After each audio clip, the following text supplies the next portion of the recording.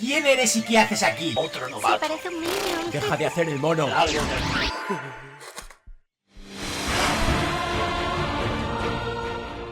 Ya estamos aquí, chicos. Bueno, hoy os traigo un partido diferente, ¿vale? Hoy os traigo una videoreacción de cómo fue la primera partida entre Cream y Team Queso de este fin de semana. Jugamos en Valor Series, nos enfrentamos en un partido que fue bastante épico y la verdad es que quería traeros tal cual la videoreacción con los comentarios en inglés, ¿vale? Están los comentaristas hablando y nosotros reaccionando mientras vemos el partido, Was, yo y unos amigos, ¿vale? Así que nada, es algo diferente, no va a haber comentarios en español, se va a estar oyendo la partida de fondo y al mismo tiempo que se oye la partida de fondo, pues vais a estar viendo nosotros cómo estamos con esa tensión que se palpa en el ambiente, ¿vale?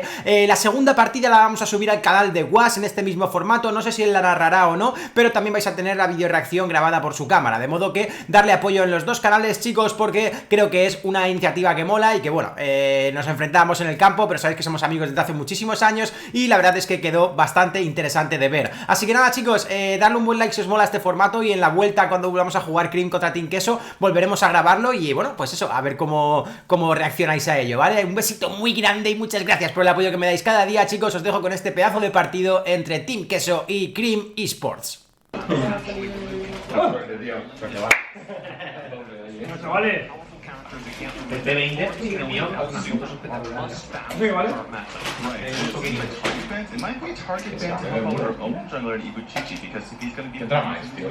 y ahora cuando sí, lo sé, pero explícanos qué está pasando, tío. Elección de al estándar. ¿Ha baneado a Murat? Ah, tú esto no lo sabes, yo esto sí.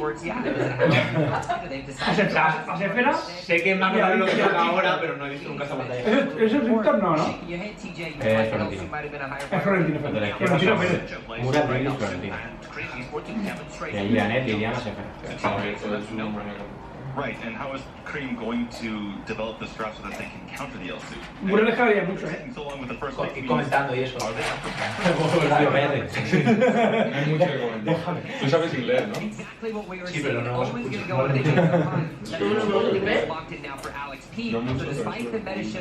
Sube, bro, me crees. Mucho porque está cámara grabando y estaba But by banning up the Sephiroth, they haven't fundamentally changed the mid-game, because Ruiz is just going to pull out to Rats. Right, Ruiz is good on any number of heroes. I complained about him yesterday a bit because he kind of bundled a couple of team fights, but he was very powerful then. He's gonna be good in this game. Going on a limb there. So, I just feel they really missed a trick because the L2 fundamentally changes the game, forces them to counter, whereas the Sephiroth going through wouldn't have. Ah, no, es la que te gusta a ti, ¿no? TV, Roxy locked in for Team Queso, Superman, and it looks to be an Aura. Yes, that's locked in now for Cream Esports. So Aura obviously there to do everything that she does. And what is Team Queso going to end up? Mia hover there. Because, one second, we saw this last week that Cream picked on the nuke to counter Teamy. And the reason why that's true because Teamy is such a good farm under because he has two lives, but you cannot pop being the bro while Snare is on him specifically. So that can shut down Memorize potentially. The Ryoma and Kali comes through for Team Queso. That's a very good duo again into the attacking side against them. It'll give a lot of range to Ruiz. In contrast to the Raz, maybe I was theorizing he'd run. On that crit deck, which he succeeded at yesterday, we're going to get to immediately find out which is going to hold true as Queso versus Cream take the Terrace battlefield for our first match of the day in the European region. Memorize already dueling versus his counterparts, Alex P and the noob in that mid lane, with Simjo drifting down towards the bottom. I want to talk about this Dioma pick here from EV2T because he succeeded in the Quick Neck yesterday, but he might have trouble with this Dioma. We've seen it succeed before, but has he been putting the practice in? Has he been practicing the smackdowns with the Wailing Blade? Yeah, Riona is a very standard melee jungle character, and until yesterday, that was something we'd actually written Ibuchichi completely off of playing. The thing is that typically played, he was kind of forced to play those frontline melee characters like the Wonder Woman. Dioma's a bit more similar to the Crit Knight anyway because he can just burst someone down. Yeah, but he still has some frontline brawling potential, which maybe one Team Queso were looking for in their more fortress trap setup. Very much so. Already the lead coming here for Cream in that top lane. That's something we need to keep an eye on because if they're able to do that, then Hawk can rotate over and they can get the advantage near the Abyssal Dragon, which is coming up in just a few moments' time. Ibuchichi will come through mid, poking the noob back. There's those wailing blades smackdowns you were looking for. They'll back off though, because this dragon is the primary objective. Absolutely, and Hot, he's always going to want to rotate over, and this is going to be a matchup that we need to look at because Yabex versus Hot, whoever can clear the waves, they're so good at clearing those waves. Speaking of Rocky and Superman, that they can cut it, or if they can just clear while the other is not there, then they'll help the team fight. Whichever team doesn't have a player caught up on top waiting will benefit greatly because they have an extra player in the team fight because their top laner isn't just up rolling. Exactly, and Ibuchichi versus Frost is another matchup because Ibuchichi has the range to deal with Violet, even though Violet has tactical fires.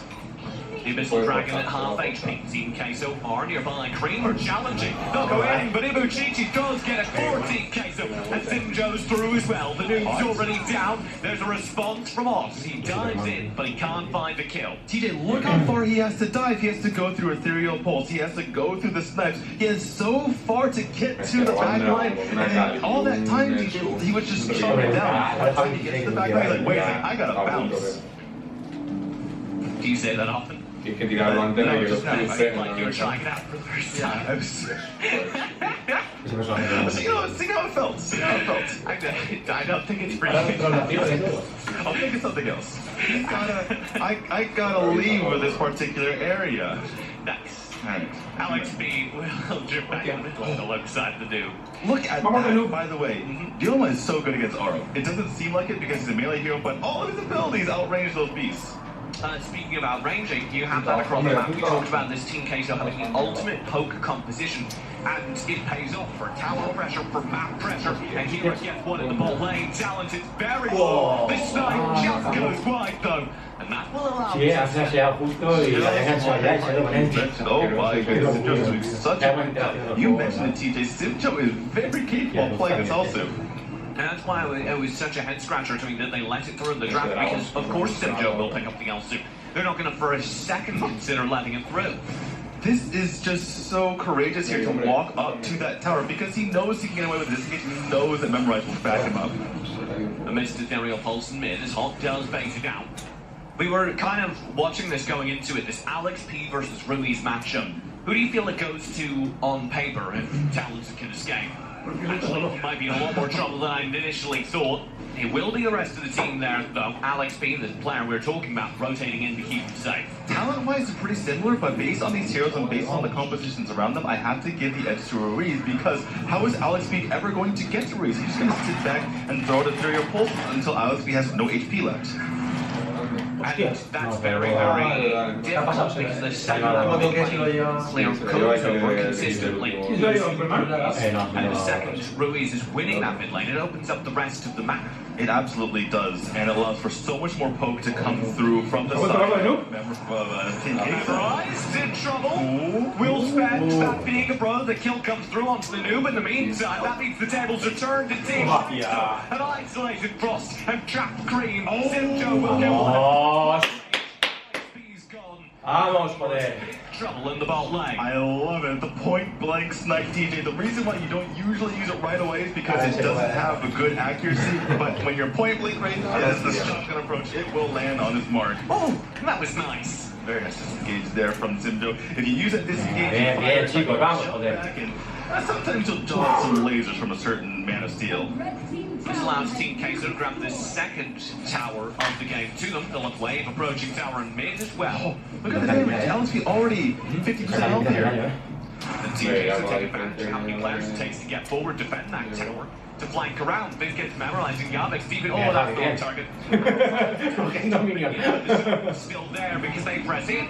Another tower falls. Yeah, it doesn't matter. They get the tower, TJ. That's all they care about. Look at what Team Queso is doing to Cream right now. They're running them around the map. Even though they have both heroes, it doesn't matter because they're forcing the side of Cream behind their towers, and then they're just taking him down. And that tower was earned not so much by frontline pressure, but by the flank coming through from the support, Memorize. Look at Ruiz. Oh my goodness, just 1v3, and he's able to just get so much damage onto them. He's just Memorize will lead again, diving into the back line. Simjo, you're nuts! defend the response, but it allows time for Muchichi and the rest of the team to catch up. The poke down Cream, and that's an even trade they'll take every day. Absolutely. They will take that trade because they need to get back into this game, because they need to get back into the goal situation. But Team Queso is just continuing to be on this tower push. Simjo. Oh, they should not have let him have Elsu. I would say so, and the same thing goes for Kali. If you look at it, doing so much damage from Maurice here. Ibuchichi does fall. Nicely done by Cream to begin striking back. Yeah, they're doing all they can. That Death's Embrace was in exactly the right location so that Ibuchichi was caught underneath. But I do like this from Ibuchichi. Part of the reason why he's caused problems for Team Queso in the past is because he just hasn't been aggressive enough. If he's able to just put fear into the opponent, that's going to be enough for his side. The team can fit around that.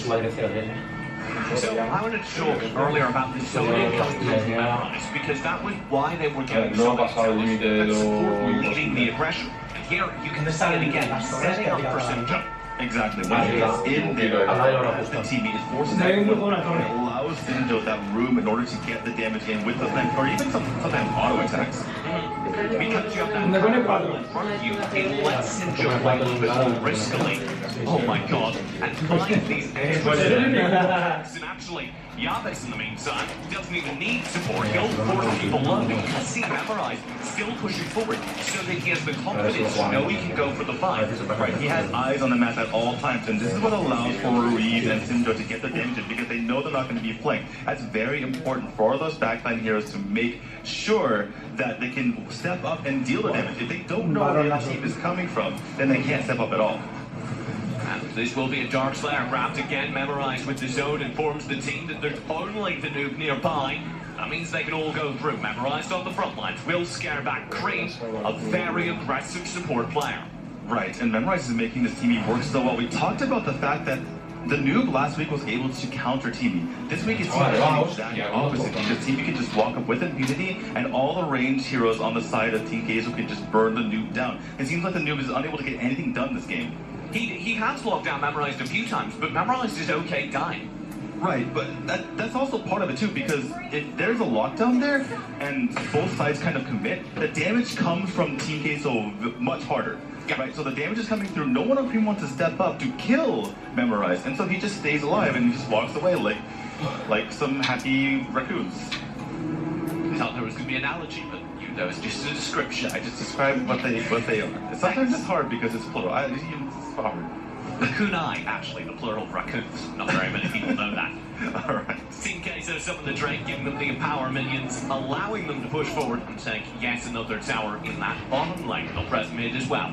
This is so scary if you are a Cream because there's just so much damage coming. You can't even defend. Even Kali can take down towers with her empowered auto attack. Memorize on the front line. Simjo taking advantage of that to just chip away at the tower. Drake will crash up against the top lane, giving a moment. Team Queso will take their efforts to address it. It seems like this is never going to end, TJ. Cream needs to try and hold on for a moment longer. Hot goes in. That could clear. They do have the wave clear, and that's going to keep them up. But you can see that Drake still chipping away, and the Ethereal Pulse zones the ball back, meaning the first side round's gone, and the second won't be far behind. Yeah, zone is one way to put it. Ruiz nearly killed the noob with a single Ethereal Pulse. That was so great. He's doing so much damage with it, and now he has Wasab0 around CJ. Every single time Ethereal Pulse hits, it will slow them down. Yabex rolling up front. They start to try going with the snare, and he's instantly ended. Yabex is in trouble. He'll go down, but Memorize snare looks like a board in the stun. Vamos, chicos, vamos. Bien jugado, joder. Over to Team. Vamos. Vamos, joder. Good game. Bien. Of the top teams in EU.